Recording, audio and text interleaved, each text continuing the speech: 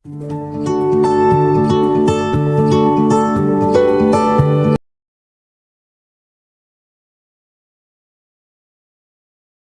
இயேசுவுக்குள் அன்பாய் அழைக்கப்பட்ட அன்புக்குரிய சகோதர சகோதரிகளே, நம்முடைய ஆண்டவராகிய இயேசு கிறிஸ்துவின் நாமத்தினாலே அன்பையும் வாழ்த்தலையும் தெரிவித்துக் கொள்கிறோம்.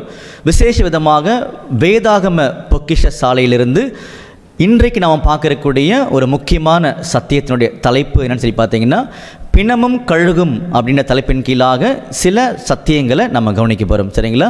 இது எங்கே எழுதியிருக்குன்னு சொல்லி கவனிக்கும் பொழுது லூக்கா 17ஆம் அதிகாரத்தில் 37ஆம் வசனத்தில் இது சொல்லப்பட்டிருக்குது. அந்த வசனங்களை படிக்கும் பொழுது, அவர்கள் அவருக்கு பிரதியுத்தரமாக, எங்கே ஆண்டவரே என்றார்கள்.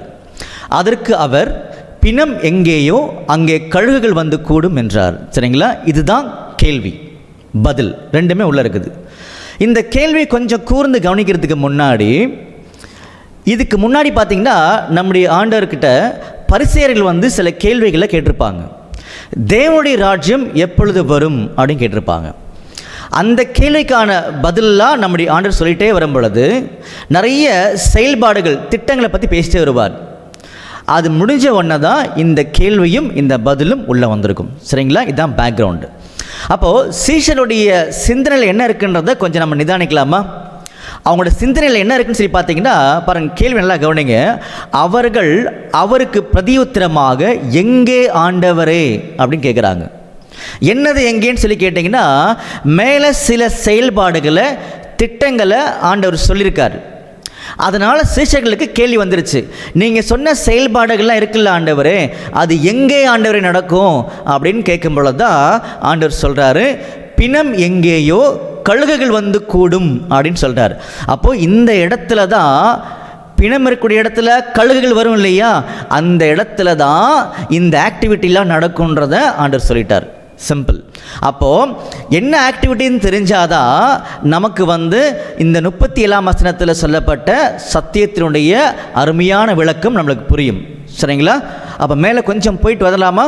பாருங்கள், லூக்கா 17ஆம் அதிகாரம் 26ஆம் வசனத்தில் ஆண்டவர் ரொம்ப அருமையான ஒரு உண்மையை அங்கே சொல்கிறார். நோவின் நாட்களில் நடந்தது போலவே மனுஷகுமாரனுடைய நாட்களிலும் நடக்கும் அப்படின்னு சொன்னார். இந்த வசனம் கரெக்டாக நோட் பண்ணிக்கோங்க. இதே வசனத்தை மத்தேயில 24ஆம் அதிகாரத்தில் 37ஆம் வசனத்தில் நம்ம படிக்கும் பொழுது பார்த்தீங்கன்னா கொஞ்சம் எக்ஸ்ட்ராவாக புரியும்படி என்ன பண்ணியிருப்பார்னா அவர் எழுதியிருப்பார்.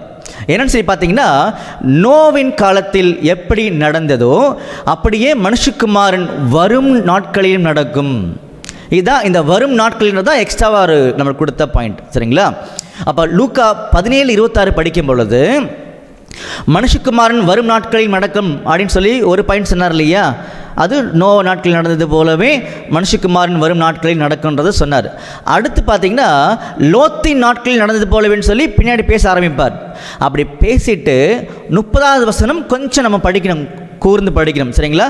அந்த வசனம் படிக்கும் பொழுது, மனுஷகுமாரன் வெளிப்படும் நாளிலும் அப்படியே நடக்கும் அப்படின்றார். பாருங்கள், இதுதான் ரொம்ப ஆச்சரியமான உண்மை. முதல் வசனம் 26ஆம் வசனம் மனுஷகுமாரன் வரும் நாட்களிலும், 30ஆம் வசனம் மனுஷகுமாரன் வெளிப்படும் நாட்களிலும். அப்போ அவர் வர்றது ஒன்று, அவர் வெளிப்படுறது ஒன்று. இந்த இடைப்பட்ட காலப்பகுதியில் நடக்கக்கூடிய சில ஆக்டிவிட்டிஸ், செயல்பாடுகள், அதை குறித்தான் சீஷர்கள் கேட்டாங்க. இந்த செயல்பாடுகள் எங்கே ஆண்டவரே அப்படின்னு கேட்கும் பொழுது தான் அவர் அங்கே பதில் சொன்னார். சரிங்களா? மறுபடியும் சொல்கிறேன், அவர் வரும் நாட்களிலும் அவர் வெளிப்படும் நாட்களிலும். இந்த ரெண்டு முக்கியமான நிகழ்வுகளுக்கு நடு நடக்கக்கூடிய அந்த சம்பவங்கள் தான் இப்போ நம்ம தெரிஞ்சுக்க போகிறோம். சரிங்களா?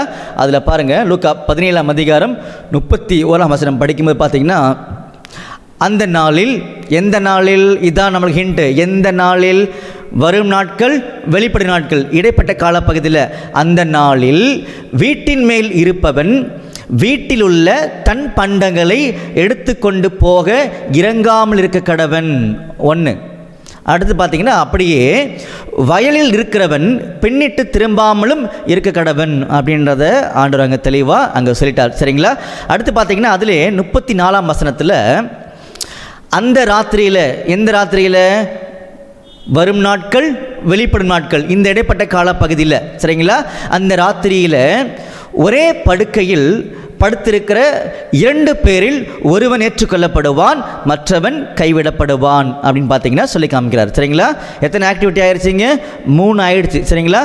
அடுத்தது 35ஆம் வசனத்தில் படிக்கும்போது, திரிகை திரிக்கிற 2 ஸ்திரீகளில் ஒருத்தி ஏற்றுக்கொள்ளப்படுவாள், மற்றவள் கைவிடப்படுவாள் அப்படின்னு சொல்கிறார். 4 ஆக்டிவிட்டி. புரிஞ்சுங்களா? 4 நமக்கு போதும் இப்போதைக்கு. அப்போ அன்புக்குரிய சகோதர சகோதரிகளே, இந்த 4 ஆக்டிவிட்டி செயல்பாடுகள் திட்டங்கள் என்னன்னு சொல்லி கவனிக்கும் பொழுது, முதல்ல வீட்டின் மேல் இருக்கிறவன் தன்னுடைய பண்டங்களை எடுக்கும்படி கீழே இறங்கக்கூடாது, நீ அங்கே இரு அப்படின்றார். 2வது, வயலில் இருக்கிறவன் பின்னிட்டு திரும்பாத, நீ அங்கே இரு அப்படின்றார். 3வது பார்த்தீங்கன்னா, ஒரே படுக்கையில் 2 பேர் படுத்துருக்குறாங்க, ஒருத்தரை எடுத்துப்பார், ஒருத்தரை கைவிட்டுருவார் அப்படின்னு சொல்கிறாரு. 4வது பார்த்தீங்கன்னா, திரிகை திரிக்கிற, அதாவது கிரைண்டிங் அப்படின்வாங்க, மாவு அரைப்பாங்க இல்லையா, அதுதான். திரிகை திரிக்கிற 2 ஸ்திரீகளில் ஒருத்தி ஏற்றுக்கொள்ளப்படுவாள், மற்றவள் கைவிடப்படுவாள் அப்படின்னு சொல்லி சொல்கிறார். சரிங்களா? இதுதான் அங்கே ஆக்டிவிட்டின்றதை புரிஞ்சுக்கிட்டோம். இந்த ஒவ்வொரு ஆக்டிவிட்டிக்குள்ளே அருமையான சத்தியங்கள் ஆழமாக இருக்குது.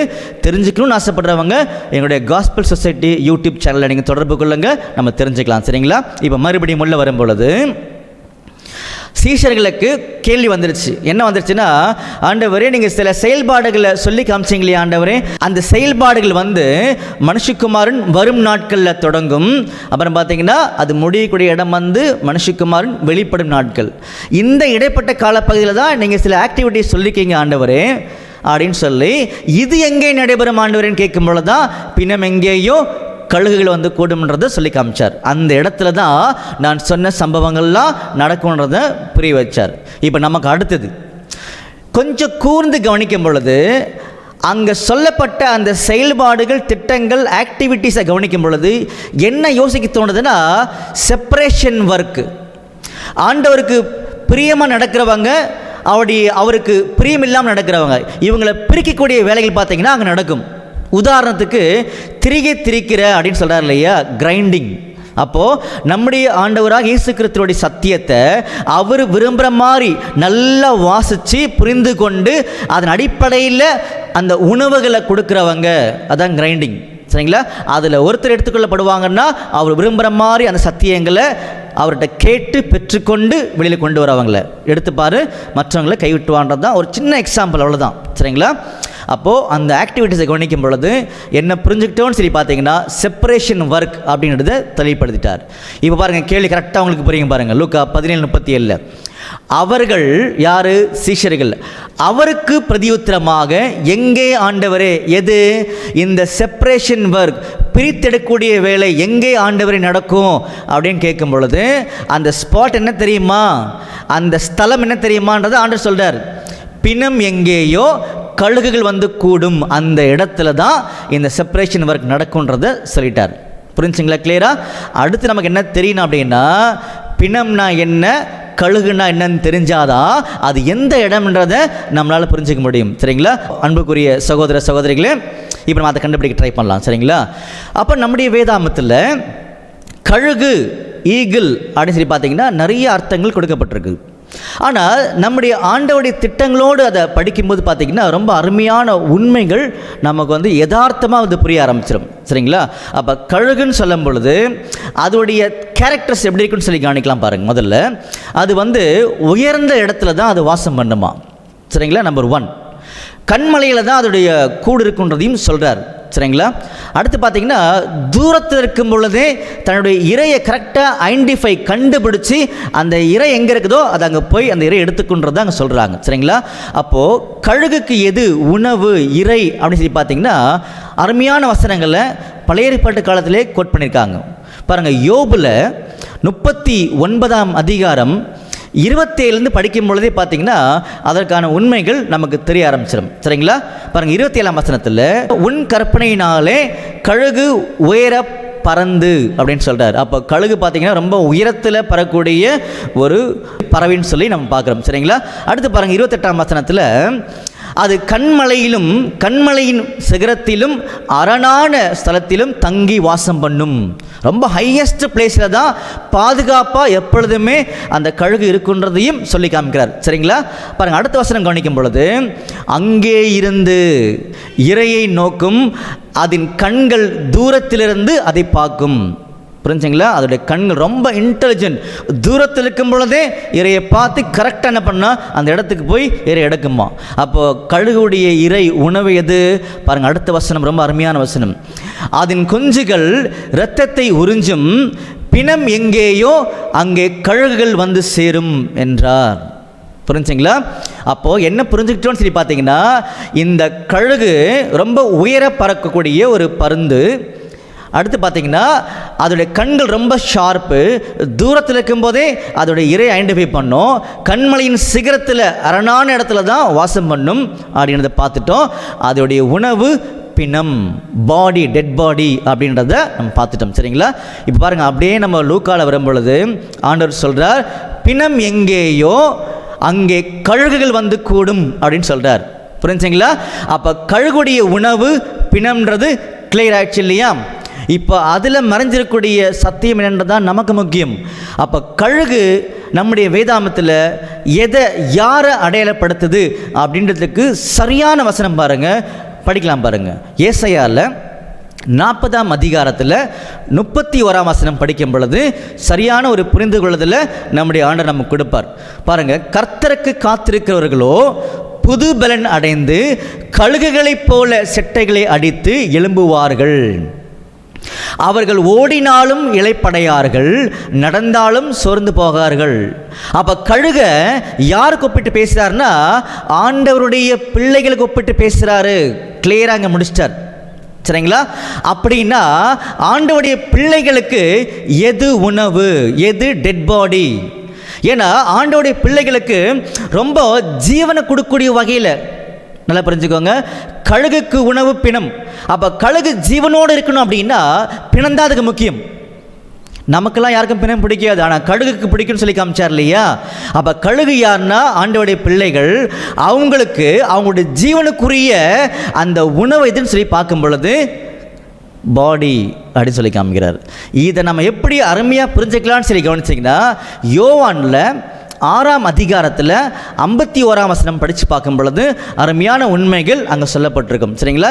என்னன்னு சொல்லி பார்த்தீங்கன்னா ஆண்டவர் சொல்லுவார், நானே வானத்திலிருந்து இறங்கின ஜீவாப்பம், இந்த அப்பத்தை புசிக்கிறவன் என்றென்றைக்கும் பிழைப்பான். நான் கொடுக்கும் அப்பம் உலகத்தின் ஜீவனுக்காக நான் கொடுக்கும் என் மாம்சமே, மை பாடி, மை ஃப்ளஷ் அப்படின்னு சொல்லி பார்த்தீங்கன்னா தெளிவாக சொல்லுவார். இதை இன்னும் அருமையாக பார்த்தீங்கன்னா மத்தேயுல 26ஆம் அதிகாரம் 26ஆம் வசனத்தில் சொல்லுவார், இது என்னுடைய சரீரமாக இருக்கின்றது அப்படின்னு சொல்லுவார். அதே மாதிரி பார்த்தீங்கன்னா 1 கொரிந்தியரில் 11ஆம் அதிகாரத்தில் 24ஆம் வசனத்திலையும் சொல்லுவார், இது என்னுடைய சரீரம், மை பாடி, வாங்கி புசியுங்கள் அப்படின்னு சொல்லுவார். சரிங்களா? அப்படின்னா அவருடைய சரீரம் எதை அடையாளப்படுத்துதுன்னு சொல்லி கவனிக்கும் பொழுது 2 முக்கியமான அருமையான அடையாளங்களை நம்முடைய ஆண்டவர் கொடுத்துருக்காரு. சரிங்களா? அப்படி இருக்கும் பொழுது பாருங்கள், அதில் யோவானில் 6ஆம் அதிகாரத்தில் 54ஆம் வசனத்தில் கவனிக்கும் பொழுது, என் மாம்சத்தை புசித்து என் இரத்தத்தை பானம் பண்ணுகிறவனுக்கு நித்திய ஜீவன் உண்டு, நான் அவனை கடைசி நாளில் எழுப்புவேன். பாருங்க, என் மாம்சத்தை, அவருடைய பாடி, ஃப்ளஷ். புரிஞ்சுங்களா? நம்பர் 1. அதிலே பாருங்க 58ஆம் வசனத்தில், இந்த அப்பத்தை புசிக்கிறவனோ என்றென்றைக்கும் பிழைப்பான். அப்போ நல்லா கவனிச்சுக்கோங்க, இந்த பாடின்றத ஆண்டவருடைய சரீரம் சொன்னார். புரிஞ்சுங்களா? அதுதான் நமக்கு கொடுத்துருக்கன்னு சொல்லி காமிச்சார். அடுத்த ஸ்டேஜில் வரும்பொழுது இது அவருடைய வார்த்தை, ஜீவனுள்ள வார்த்தைகள்ன்றதை சொல்லி காமிச்சார். அப்போ 2 அர்த்தங்களை நம்ம எடுக்கிறோம் இந்த பாடின்ற விஷயத்தை வச்சு. புரிஞ்சுங்களா? அப்போது இது என்னுடைய சரீரம் சொல்லும் பொழுது அது எது அடையாளப்படுத்துதுன்னா நம்முடைய ஆண்டவராக இயேசு கிறிஸ்துவினுடைய வாழ்க்கை. அந்த வாழ்க்கையை நம்மக்கிட்ட கொடுத்துட்டு போனார். அந்த வாழ்க்கையை எப்படி புரிஞ்சுக்கலான்னு சொல்லி பார்த்தீங்கன்னா அவருடைய வசனத்தின் மூலமாக புரிந்து கொள்ளலாம் அப்படின்றதையும் தெளிவுபடுத்தி காமிச்சார். புரிஞ்சுங்களா? அப்போது இந்த பாடி அப்படின்றதுக்கு 2 அர்த்தங்களை நம்ம கையில் எடுத்துட்டோம். ஒன்று நம்முடைய ஆண்டவராக இயேசு கிறிஸ்துவினுடைய வார்த்தை, இன்னொன்று பார்த்தீங்கன்னா அவருடைய வாழ்க்கை. அவருடைய வார்த்தையின் மூலமாக தான் அவருடைய வாழ்க்கையை புரிந்து கொள்ள முடியும். இதை கூட எங்கே படிக்கலான்னு சொல்லி பார்த்தீங்கன்னா யோவானில் 5ஆம் அதிகாரத்தில் 39ஆம் வசனத்தில் ரொம்ப அருமையான விளக்கங்களை பொருத்தமான பண்ணிப்பார்னா போட்டிருப்பார். வேத வாக்கியங்களை ஆராய்ந்து பாருங்கள், அவைகளால் தான் உங்களுக்கு நித்திய ஜீவன் உண்டென்று எண்ணுகிறீர்களே, என்னை குறித்து சாட்சி கொடுக்கிறவைகளும் அவைகளே. பார்த்தீங்களா, அவரை குறித்து அவருடைய வாழ்க்கையை குறித்து சாட்சி கொடுக்கிறதும் அந்த வார்த்தைன்றதை சொல்லி காமிச்சார். புரிஞ்சுங்களா? அப்போ அன்புக்குரிய சகோதர சகோதரிகளே, என்ன பார்த்துருக்கோன்னு சொல்லி பார்த்தீங்கன்னா, கழுகு என்பது ஆண்டவருடைய பிள்ளைகளை அடையாளப்படுத்தும். அதே நேரத்தில் அந்த பிணம் ஆங்கில வேதாந்தத்தில் படித்து பார்த்தீங்கன்னா பாடின்னு போட்டிருப்பாங்க, சில வெர்ஷன்ஸில் டெட் பாடின்னு போட்டிருப்பாங்க. அப்போ அந்த பாடி என்பது இந்த கழுகுக்கு ஜீவனை கொடுக்கக்கூடிய உணவு. கரெக்டா? அப்படி இருக்கும் பொழுது கழுகு ஆண்டவருடைய பிள்ளைகள், இந்த பாடி நம்முடைய ஆண்டவராக இயேசு கிறிஸ்துவுடைய வாழ்க்கை, அவருடைய வார்த்தை. அப்போ அவருடைய வாழ்க்கையும் அவருடைய வார்த்தையும் தான் கழுகாகிய ஆண்டவராக இயேசு கிறிஸ்துவினுடைய பிள்ளைகளுக்கு ஜீவன் அப்படின்றத சொல்லி காமிச்சார். அப்போ யார் யாரெல்லாம் கழுகு மாறி இருக்கிறாங்களோ அவர்கள் ஆண்டவராக இயேசு கிறிஸ்துவுடைய வார்த்தையை தெரிந்து கொண்டு அவருடைய வாழ்க்கையை புரிந்து கொண்டு அதன் அடிப்படையில் வாழுவார்கள். இந்த இடத்துல தான் இந்த செப்பரேஷன் ஒர்க் நடக்கும்ன்றத சொல்லி காமிச்சார். அப்போ யார் யாரெல்லாம் ஆண்டவராக இயேசு கிறிஸ்துவுடைய வார்த்தையை தெரிஞ்சுக்கிறாங்களோ, அவருடைய வாழ்க்கையை தெரிஞ்சிருக்காங்களோ, அதன் அடிப்படையில் வாழாதவர்களை ஆண்டவர் கைவிற்றுவார். இதுதான் அதில் மறைஞ்சிருக்கக்கூடிய சத்தியம். எங்கே ஆண்டவரன்னு சொல்லி கேட்டாங்க இல்லையா, அது எங்கே நடக்கும் அப்படின்னா, இந்த பிரித்தெடக்கூடிய சம்பவம் எங்கே நடக்கும்னு சொல்லி பார்த்தீங்கன்னா, என்னை பின்பற்றி என்ன மாதிரி வாழன்னு சொல்லி ஆசைப்பட்டு வந்திருக்கக்கூடிய கிறிஸ்தவர்கள் மத்தியில் என் வார்த்தையை முழுமையாக உண்மையாக தெரிந்து கொண்டு என் வாழ்க்கையை புரிந்து கொண்டு அந்த மாதிரி யார் யாரெல்லாம் வாழ்கிறாங்களோ அவங்க மத்தியில் இந்த பிரித்தெடக்கூடிய வேலைகள் நடக்கும். ஒருவேளை இந்த வார்த்தையை மட்டும் தெரிஞ்சு வாழ்க்கையை மட்டும் தெரிஞ்சு அதன்படி வாழாதவர்களை கைவிற்றுவார். அதுதான் அங்கே சொல்லப்பட்ட சத்தியம். அதனால தான் லூக்கா 17ஆம் அதிகாரத்தில் 37ஆம் வசனம் படிக்கும் பொழுது அதில் அவர்கள் அவருக்கு பிரதியுத்தரமாக, யார் அவர்கள்? சீஷர்கள். அவருக்கு பிரதியுத்தரமாக, எங்கே ஆண்டவரே, எது இந்த செப்பரேஷன் ஒர்க், பிரித்தெடுக்கக்கூடிய வேலைகள் எங்கே ஆண்டவரே நடக்கும் அப்படின்னு கேட்குறாங்க. அதுக்கு ஆண்டவர் பதில் சொன்னார், பிணம் எங்கேயோ கழுகுகள் வந்து கூடுன்னு சொன்னார் இல்லையா.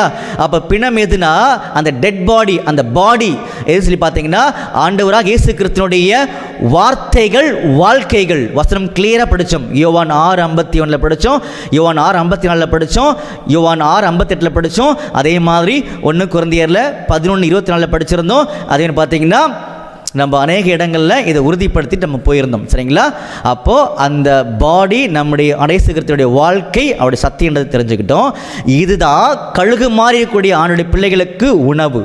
இதை பெற்றுக்கொண்ட ஜனங்கள் மத்தியில் தான் இந்த செப்பரேஷன் ஒர்க் நடக்கும்ன்றதையும் சொல்லி காமிச்சார். அப்போ நமக்கு பார்த்தீங்கன்னா இன்றைக்கி உண்மையான ஆண்டவர் இயேசு கிறிஸ்துவின் சத்தியங்களை தெரிந்து கொள்ளும்படியான வாய்ப்புக்குள்ளேயும் அவருடைய வாழ்க்கையை புரிந்து கொள்ளும்படியான அந்த வாய்ப்புக்குள்ளேயும் வந்திருக்கும். வந்தவங்க அவர் மாதிரியே, அவர் சொன்னது மாதிரியே வாழலாம் அப்படின்னா இன்னும் கொஞ்ச நாள்ல நம்மளை கைவிட்டுவன்றதையும் சொல்லி காமிச்சுக்கார். சரிங்களா? ஸோ தொடர்ந்து ஆண்டவருடைய சத்தியத்தோடு பிரயாணிக்க ஆண்டவர் தம்மை கிருபை செய்வாராக. ஆமென்.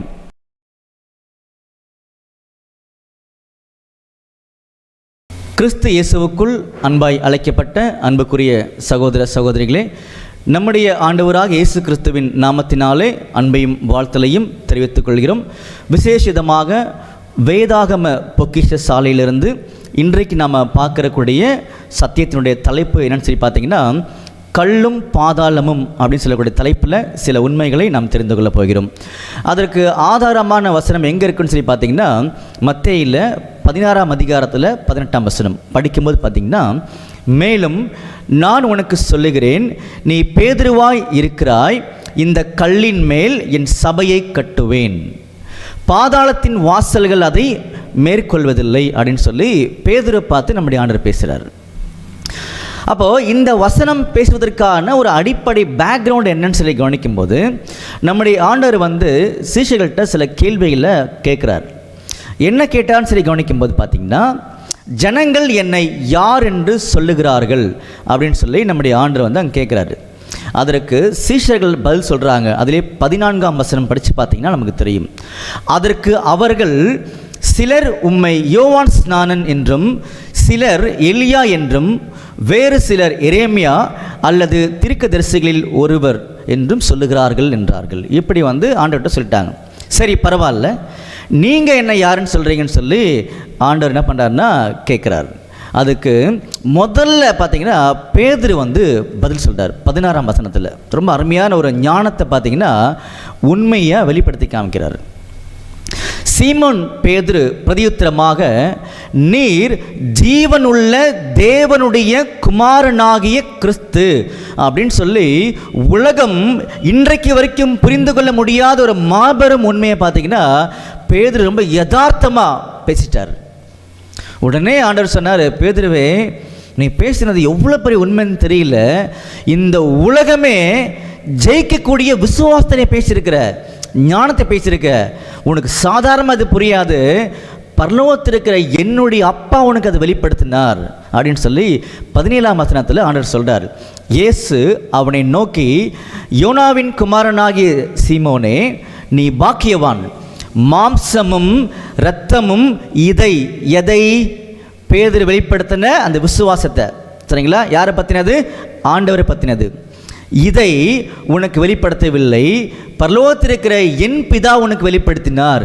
டைரக்டாக சொன்னார், எங்கள் அப்பா உனக்கு சொல்லி கொடுத்தார்.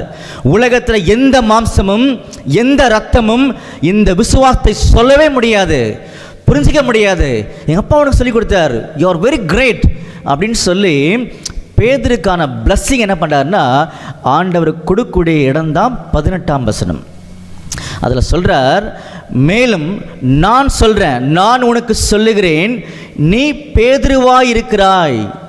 நம்ம எல்லாருக்கும் நல்லா தெரியும் அன்புக்குரிய சகோதர சகோதரிகளே, புதிய ஏற்பாட்டில் நம்முடைய ஆண்டவர் பேசும் பொழுது அந்த காலப்பகுதியில் அராமிக் மொழியில் பேசினார்.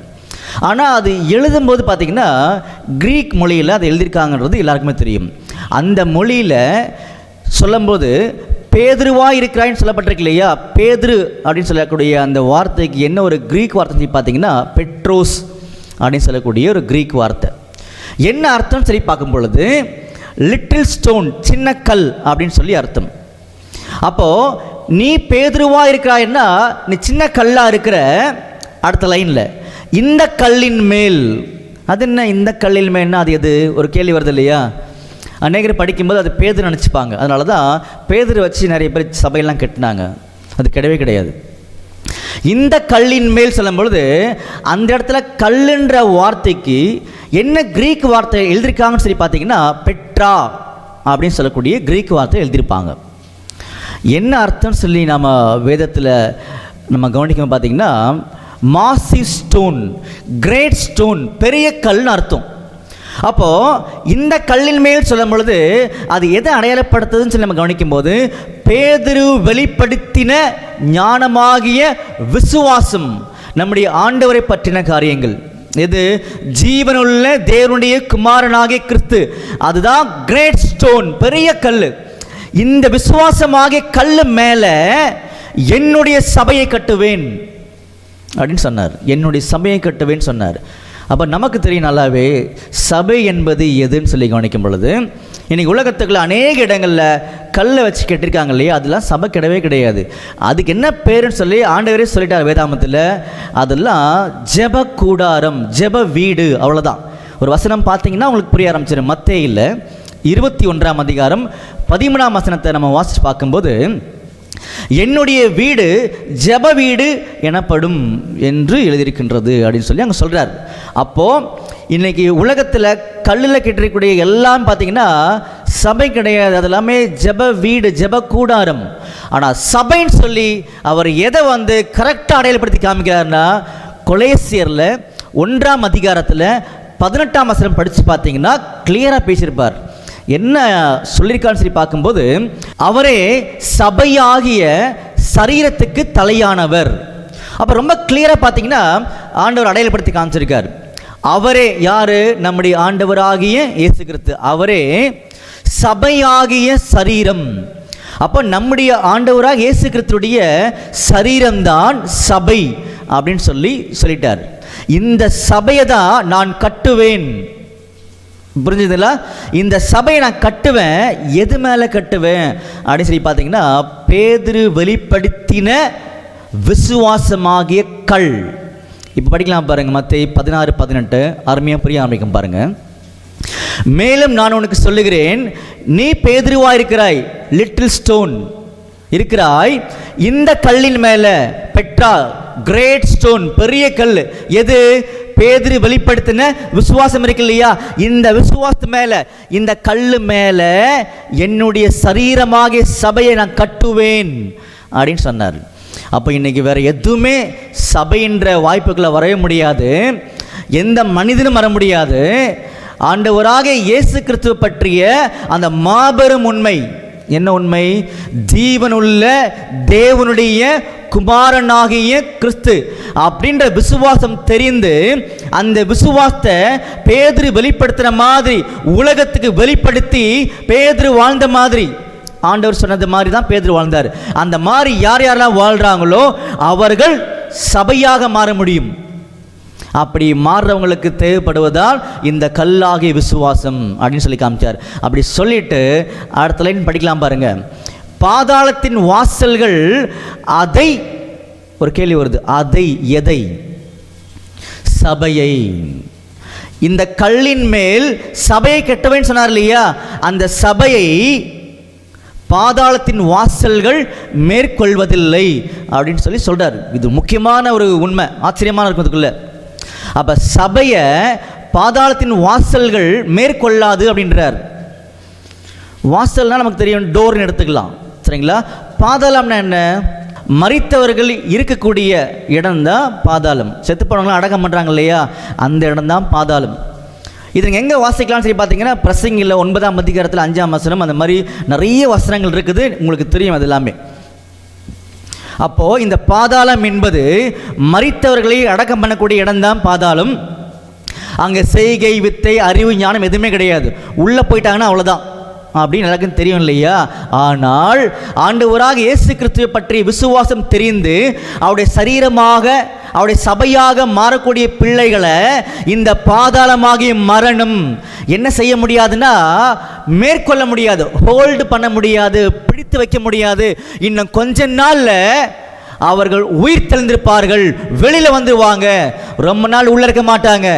எப்படின்னு சொல்லி பார்த்தீங்கன்னா, நம்முடைய ஆண்டவர் இயேசு கிறிஸ்து இந்த பூமியில் வந்து பிதாவாகிய தேவனுடைய சித்தம் செய்து மரித்தார், பாதாளத்துக்குள்ள போயிட்டார். ஆனால் அந்த பாதாளமாகிய மரணம் அவரை என்ன பண்ண முடியல, ஹோல்ட் பண்ண முடியல, பிடித்து வைக்க முடியல. எங்கே வாசிக்கலாம்னு சொல்லி பார்த்தீங்கன்னா, அப்போஸ்தலர் 2ஆம் அதிகாரத்தில் 24ஆம் வசனம் நீங்கள் படிக்கும்போது அது புரிஞ்சுக்கலாம். தேவன் அவருடைய மரண உபாதிகளின் கட்டை அவிழ்த்து அவரை எழுப்பினார், அவர் மரணத்தினால் கட்டப்பட்டிருக்க கூடாதிருந்தது அப்படின்னு சொல்லி பார்த்தீங்கன்னா சொல்கிறார். அந்த மாதிரி நம்முடைய ஆண்டவராக இயேசு கிறிஸ்து பற்றி விசுவாசம் தெரிந்து அவரை உலகத்துக்கு வெளிப்படுத்தி அவர் மாதிரி வாழக்கூடிய அந்த பிள்ளைகள் சபையாக மாறுவாங்க. ஆனால் மறிப்பாங்க, உள்ளே போயிடுவாங்க பூமிக்குள்ளே.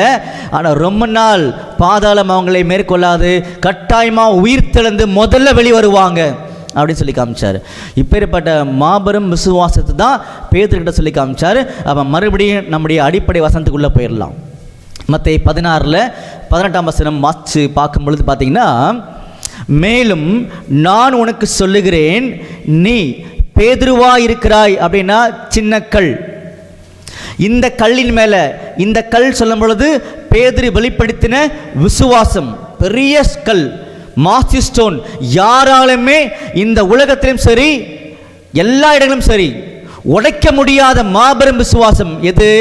நம்முடைய அடைசுகிறது ஜீவனுள்ள தேவனுடைய குமாரனாகிய கிறிஸ்துன்றது தான். இந்த விசுவாசம் மேலே தான் சபை கட்டப்படணும். அந்த சபை இன்னும் கொஞ்ச நாளில் உயிர்த்தெழும். இந்த பாதாளம் அவங்கள மூடி வைக்க முடியாதுன்னு சொல்லி காமிச்சார். அப்படின்னா நாமளும் இன்னைக்கு பேதுரு மாதிரி கல் தான். எங்கே படிக்கலாம்னு சொல்லி பார்த்தீங்கன்னா, 1 பேதுருல 2ஆம் அதிகாரத்தில் 5ஆம் வசனத்தில் பேதுரு அருமையாக சொல்லி காமிச்சார். ஜீவனுள்ள கற்களைப் போல ஆவிக்கேற்ற மாளிகையாகவும் இயேசு கிறிஸ்து மூலமாய் தேவனுக்கு பிரியமான ஆவிக்கேற்ற பலிகளை செலுத்தும்படி பரிசுத்த ஆசாரிய கூட்டமாகவும் கட்டப்பட்டு வருகின்றீர்கள். நாம் இன்னைக்கு கட்டப்பட்டு வந்துட்டு இருக்கிறோம். நாமளும் கல். பேதுரு மாதிரி ஸ்ட்ராங் மைண்டடாக இருக்கணும். இல்லையா? அப்படி இருக்கும் பொழுது ஆண்டவராகிய இயேசு கிறிஸ்து பற்றி உண்மைகள் நமக்கு சொல்லுவார். அதுதான் பெரிய ஸ்டோன், உடைக்க முடியாத விசுவாசம். அந்த விசுவாசத்தில் நாம் சபையாக கட்டப்படும் பொழுது இன்னும் கொஞ்ச நாளில் ஆண்டவர் உயிர்த்தெழுந்தது மாதிரியே நாமளும் உயிர்த்தெழுதலில் வந்து ஒட்டுமொத்த உலகத்துக்கும் ஆண்டவர் இயேசு கிறிஸ்து பற்றிய விசுவாசமாகிய அந்த பெரிய கல்லாகிய அந்த விசுவாசத்தை நாம் சொல்லுவோம். அன்புக்குரிய சகோதர சகோதரிகளே, இன்னைக்கு நாம் பார்த்த கல்லும் பாதாளம் சொல்லக்கூடிய தலைப்பில் என்ன புரிஞ்சுக்கிட்டோன்னு சொல்லி பார்த்தீங்கன்னா, சபை எதுன்னு சொல்லி கவனிக்கும் பொழுது ஆண்டவராக இயேசு கிறிஸ்து அவரை பற்றின விசுவாசம் இருக்கு இல்லையா, அதுதான் கல். இந்த விசுவாசத்தின் மேலே யார் யாரெல்லாம் உருவாகிறாங்களோ, இந்த விசுவாசத்தின் மேலே யார் யாரெல்லாம் உருவாகிறாங்களோ அவர்கள் சபையாக மாற முடியும். அவர்கள் இன்னும் கொஞ்ச நாளில் உயிர் தெழுவார்கள் அப்படின்னு சொல்லி நம்முடைய ஆண்டவர் சொன்னார். ஸோ அப்படி வந்து நம்முடைய இயேசு கிறிஸ்துவை பற்றின விசுவாசத்தை தெரிந்து கொண்டு அவரை உலகத்துக்கு வெளிப்படுத்தி உயிர்த்தெழுதலில் வந்து இதாகிய தேவனையும் இயேசு கிறிஸ்துவையும் மகிமைப்படுத்த தேவன் தாமே கிருபை செய்வாராக. ஆமென்.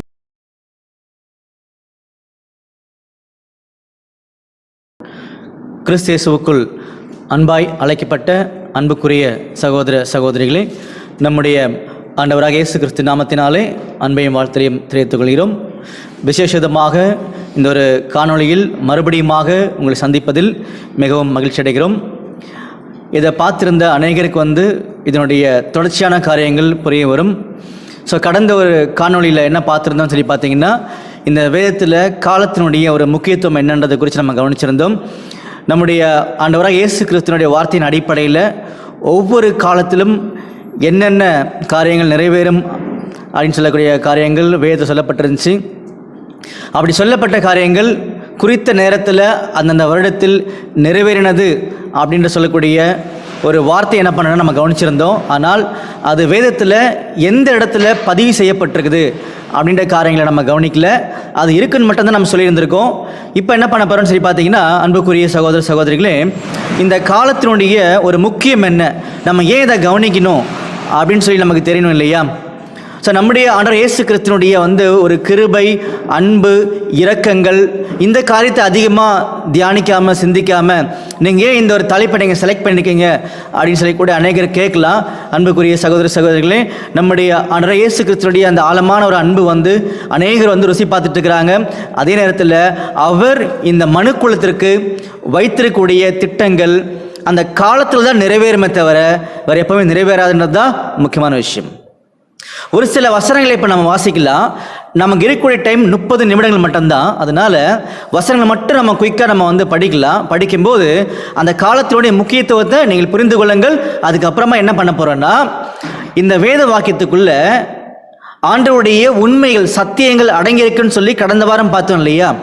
அதில் ரொம்ப முக்கியமாக ஒரு பாயிண்ட் இன்றைக்கி நம்ம கவனிக்க போகிறோம். என்ன பார்க்க போகிறோம்னா, இந்த காலங்கள் எப்படி விசேஷமாக உள்ள அடங்கியிருக்குன்றதுக்கு ஒரே ஒரு உதாரணம் என்ன பண்ணலான்னா இன்றைய நாள் நம்ம கவனிக்க ஆரம்பிக்கலாம். அதுக்கு முன்னாடி சில வசனங்கள் படிக்கலாம். 1 பேதுரு 1ஆம் அதிகாரம் 11ஆம் வசனம். 1 பேதுரு 1ஆம் அதிகாரம் 11ஆம் வசனம்.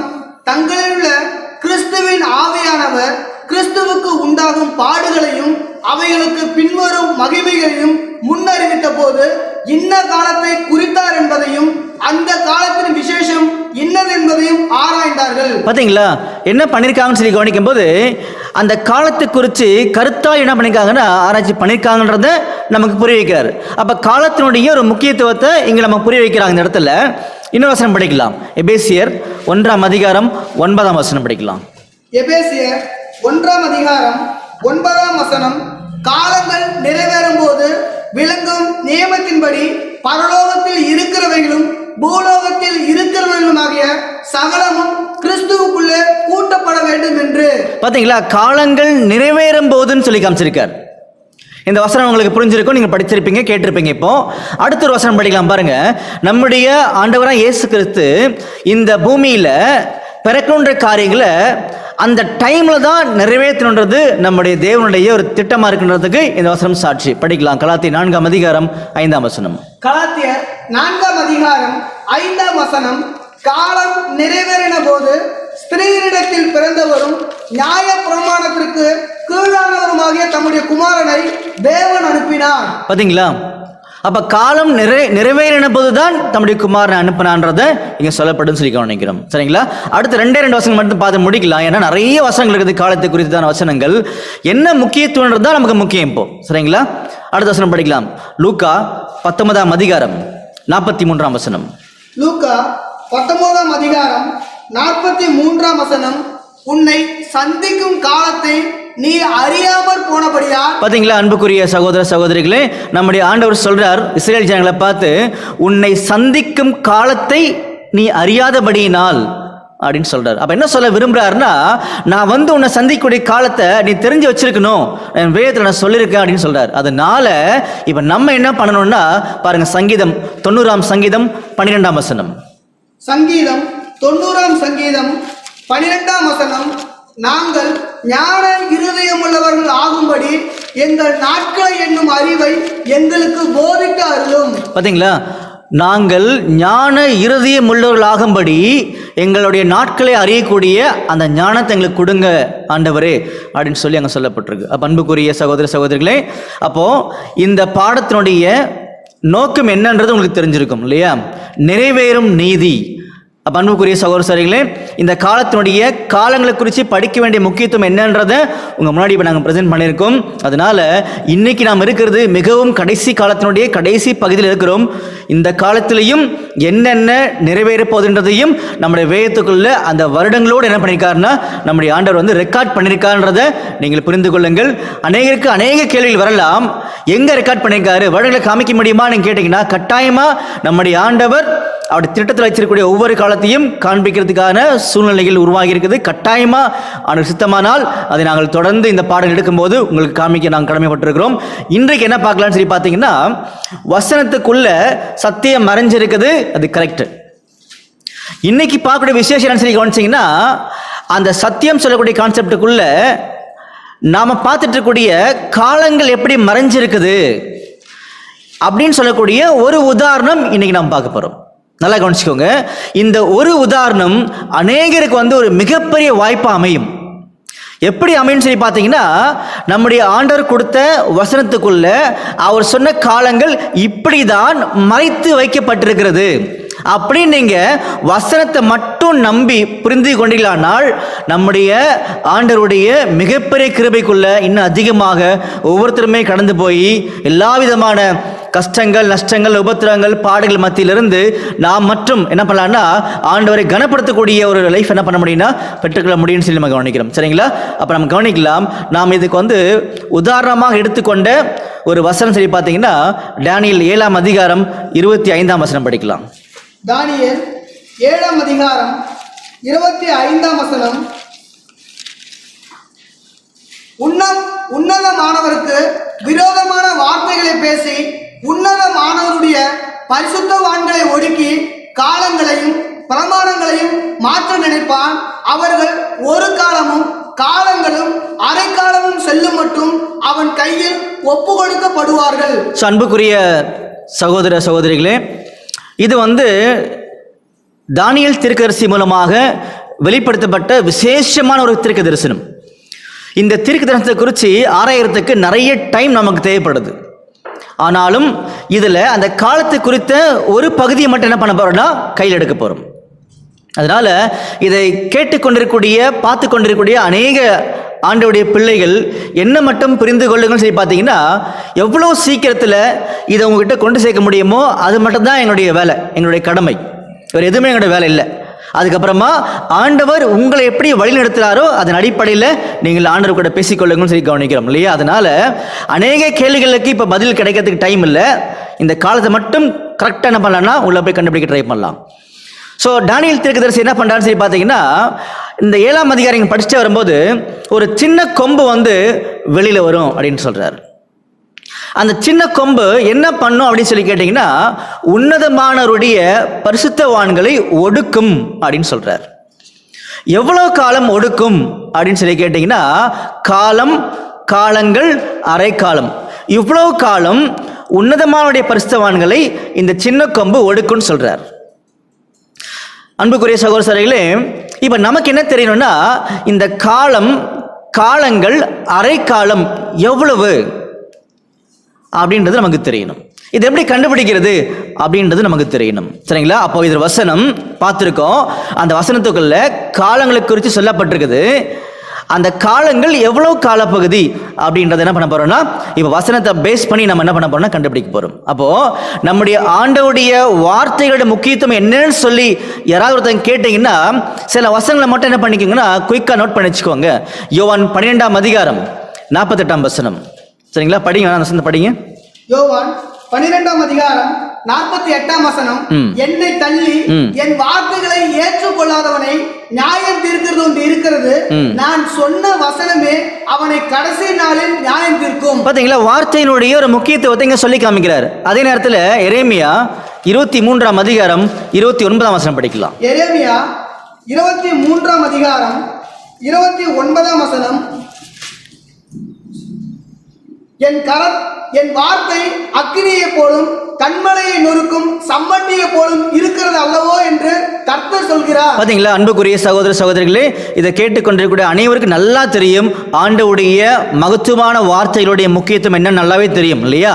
அப்ப அந்த வார்த்தையை பேஸ் பண்ணி, ஆண்டோடைய அந்த சிந்தனையை பேஸ் பண்ணி, அவருடைய இருதயத்தை பேஸ் பண்ணி என்ன பண்ண போறோம்னா, தானியேல் 7ஆம் அதிகாரம் 25ஆம் வசனத்துல சொல்லப்பட்ட காலப்பகுதி எவ்வளவு காலம் அப்படின்னு சொல்லி நம்ம கண்டுபிடிக்க போறோம். அதுக்கப்புறமா ஆண்டவருக்கு சித்தமானால், உங்களுக்கு யாருக்காவது விருப்பமானால், அந்த சின்ன கொம்பு எப்படிப்பட்டது, அது யாரு, உன்னதமான பரிசுத்தவான்கள் யாரு, இது எப்படி தீர்க்கதரிசனத்தை கண்டுபிடிக்கலாம் அப்படின்ற காரியங்கள் விரும்பினால் நாம் பகிர்ந்து கொள்ளலாம். இப்போதைக்கு காலத்துக்குள்ள நம்ம கடந்து போகலாம். சரிங்களா? அப்போ தானியேல் 7ஆம் அதிகாரம் 25ஆம் வசனத்துல சொல்லப்பட்ட அந்த கணக்கு என்னன்னு சொல்லி கவனிச்சிங்கன்னா, காலம், காலங்கள், அரைக்காலம் சொல்லிட்டார். அப்ப இது ஒரு தீர்க்க தரிசனம் இல்லையா? அப்ப தீர்க்க தரிசனத்துக்கு முதல்ல ஒரு சுயத்தோற்றமான ஒரு பொருள் கிடையாது. மனிதர்கள் எண்ணக்கூடிய எண்ணங்களை கொண்டு வந்து ஆணுடைய வார்த்தைக்குள்ள இணைக்க முடியாதுன்றதுக்கு அநேக வசனங்கள் சொல்லியிருக்காரு வேதத்துக்குள்ள. அப்ப இதை நம்ம எப்படி கண்டுபிடிக்கிறது? காலம், காலங்கள், அரைக்காலம் அப்படின்னு சொல்றாரு. எப்படி பார்த்தாலும் பார்த்தீங்கன்னா, உதாரணத்துக்கு ஒரு வகையில் நம்ம சிந்திச்சு பார்க்கலாமே. காலம்ன்றது ஒன்று எடுத்துக்கலாம், காலங்கள் அப்படின்றது ஒன்றுக்கு மேற்பட்டதுன்னு எடுத்துக்கலாம். அது 2ஆ இருக்கலாம், 3ஆ இருக்கலாம், 4ஆ இருக்கலாம், நீங்க எதை வேணாலும் ஃபிக்ஸ் பண்ணிக்கலாம். ஸோ இது ஒரு மெத்தட் உள்ள போகுது. அரைக்காலம்ன்றது ஹாஃப் அ டைம் நம்மளுக்கு தெரியுது இல்லையா? அன்புக்குரிய சகோதர சகோதரிகளே, நாங்கள் ஒரு பிபிடி ரெடி பண்ணியிருக்கோம். அது அப்படியே உங்களுக்கு நாங்கள் கொடுப்போம். நீங்கள் படித்து பார்க்கும்போது இன்னும் அதிகமாக பிரயோஜனமாக இருக்கும். சரிங்களா? நீங்கள் யாரும் கவலைப்பட வேண்டாம். அப்போ இந்த காலம், காலங்கள், அரைக்காலம்ன்றது எவ்வளோ காலப்பகுதின்னு நமக்கு தெரியல. நமக்கு தெரிஞ்ச வகையில் கண்டுபிடிக்க முயற்சி பண்ணோம்னா, காலம் 1, காலங்கள் ஒன்றுக்கு மேற்பட்டது, அரைக்காலம். அப்போ இந்த 1 ஓகே, இந்த அரை ஓகே, நடுவுக்கூடிய காலங்கள் இதை யார் வேணாலும் எவ்வளவு காலப்பகுதின்னு வேணாலும் சொல்லலாம். சில பேர் 2ன்னு சொல்லலாம், 3ன்னு சொல்லலாம், 10ன்னு கூட சொல்லலாம். ஏன்னா இங்கே ஒரு லிபர்ட்டி, சுதந்திரம் கொடுக்கப்பட்டிருக்குது இல்லையா? அதனால என்ன பண்ணலாம்னா, இது எப்படி ஆண்டவரை கண்டுபிடிக்கிறது அப்படின்னு சொல்லி நம்ம கேட்க போறோம் ஆண்டவர்கிட்ட. நல்ல கவனிங்க அன்புக்குரிய சகோதரர்களே, இதில் இதோடைய ஒட்டுமொத்த கூட்டுத்தொகை என்ன பண்ணலாம்னா கண்டுபிடிச்சி வெளியே எடுத்துடலாம். முதல்ல எடுத்துட்டு நாம் கண்டுபிடிச்சது கரெக்ட் தானா அப்படின்னு சொல்லி ஆண்டவர்கிட்ட கேட்டோம்னா, ஆண்டவர் என்ன சொல்லுவார்னா, 5 ப்ரூஃப் நான் வச்சிருக்கேன் பைபிளில், நீங்கள் கண்டுபிடிச்சது கரெக்டாக தான் சொல்லுவார். அதனால அதை குறித்து நீங்கள் கவலைப்பட வேண்டாம். ஏன்னா நாம் கண்டுபிடிக்கக்கூடிய அந்த காலத்தினுடைய கூட்டுத்தொகைக்கு பார்த்தீங்கன்னா, அதை நிரூபிக்கும் வண்ணமாக 5 பதில்கள், 5 வசனங்கள் பைபிளில் இருக்குது. சரிங்களா? ஸோ அந்த ஒரு நம்பிக்கையோடு என்ன பண்ணலாம்னா நம்ம உள்ள கடந்து போகலான்னு சொல்லி கவனிக்கிறோம். நல்லா கவனிங்க. இப்போ அன்புக்குரிய சகோதர சகோதரிகளே, நம்முடைய ஆண்டவருடைய பார்வையில் காலத்தை குறித்து படிக்கும்போது பாருங்க, வசனம் படிக்கலாம். 2 பேதுரு 3ஆம் அதிகாரம் 8ஆம் வசனம். 2 பேதுரு 3ஆம் அதிகாரம் 8ஆம் வசனம். பிரியமானவர்களே, கர்த்தருக்கு ஒரு நாள் 1000 வருஷம் போலவும் 1000 வருஷம் ஒரு நாள் போலவும் இருக்கிறது என்கிற இந்த ஒரு காரியத்தை நீங்கள் அறியாதிருக்க வேண்டாம். பாத்தீங்களா? சோ இந்த காரியத்தை நீங்க நல்லா தெரிஞ்சுக்கோங்க. நம்முடைய ஆண்டவருடைய பார்வையில ஒரு நாள்ன்றது 1000 வருஷம். ஒரு நாள் அப்படின்றது 1000 வருஷம்ன்றத அவர் சொல்றார். இது ஆண்டவருடைய பார்வையில். சரிங்களா? தீர்க்க தரிசனத்தின் பார்வையில், தீர்க்க தரிசனத்தின் அடிப்படையில் ஒரு நாள்ன்றது எவ்வளவா இருக்கும் அதை கண்டுபிடிக்கணும் இல்லையா? பாருங்க, நமக்கு ஆண்டவர் பெரிய நம்பிக்கைகளை எழுதி கொடுத்திருக்கார். ஓசியா 8ஆம் அதிகாரம் 12ஆம் வசனத்தை படிக்கும்போது, என்னுடைய வேதத்தின் மகத்துவங்களை நான் எழுதி கொடுத்தேன் சொல்லியிருக்கார். அப்போ வேதத்தில் இருக்கக்கூடிய அநேக மகத்துவங்கள் அது எல்லாமே ஆண்டவருடைய சிந்தனைகள், அவருடைய இருதயம். அதை தான் நம்ம படிச்சுட்டு இருக்கிறோம். சரிங்களா? இப்போ என்ன பார்க்க போறோம்னா, தீர்க்க தரிசனத்தின் பார்வையில் ஒரு நாள்ன்றத நாம எவ்வளவு காலம் எடுத்துக்கலாம் அப்படின்னு சொல்லி பார்த்தீங்கன்னா படிக்கலாம் பாருங்க. எசேக்கியேல் 4ஆம் அதிகாரம் 6ஆம் வசனம். எசேக்கியேல் 4ஆம் அதிகாரம் 6ஆம் வசனம். நீ இவைகளை நிறைவேற்றின பின்பு மறுபடியும் உன் வலது பக்கமாய் ஒருகளித்து யூதா வம்சத்தாரின் அக்கிரமத்தை 40 நாள் வரைக்கும் சுமக்க வேண்டும். ஒவ்வொரு வருஷத்துக்கு பதிலாக ஒவ்வொரு நாளை உனக்கு கட்டளையிட்டேன். பாத்தீங்களா? ஒவ்வொரு வருஷத்துக்கு பதிலா என்ன சொன்னாங்க வருஷத்துல? கவனிச்சிங்களா? படிக்க மறுபடியும். எசேக்கியேல் 4ஆம் அதிகாரம் 6ஆம் வசனம். நீ இவைகளை நிறைவேற்றின பின்பு மறுபடியும் உன் வலது பக்கமாய் ஒருகளித்து யூதா வம்சத்தாரின் அக்கிரமத்தை 40 நாள் வரைக்கும் சுமக்க வேண்டும். 40 நாள் வரைக்கும் யூதா வம்சத்தாருடைய அக்கிரமத்தை நீங்க சுமக்கணும். எவ்வளவு நாள்? 40 வருஷம் சுமக்கணும். ஒவ்வொரு வருஷத்துக்கு பதிலாக ஒவ்வொரு நாளை உனக்கு கட்டளையிட்டு. பாத்தீங்களா? ஒவ்வொரு வருஷத்துக்கு பதிலாக ஒவ்வொரு நாளை உனக்கு கட்டளையிட்டேன் சொல்லி காமிச்சார். அப்போ எசேக்கியேல் என்ன பண்ண போறாருன்னா, ஒரு அடையாளம் காமிக்க போறார். 40 நாள் ஒரு கழிச்சு படுத்து பாராம். அப்ப அந்த 40 நாளை எப்படி ஆண்டவர் கணக்கிட சொல்றான்னு சொல்லி பார்த்தீங்கன்னா, ஒவ்வொரு வருஷத்துக்கு பதிலாக ஒவ்வொரு நாள் அப்படின்னு சொல்லி காமிக்கிறார். புரிஞ்சுங்களா?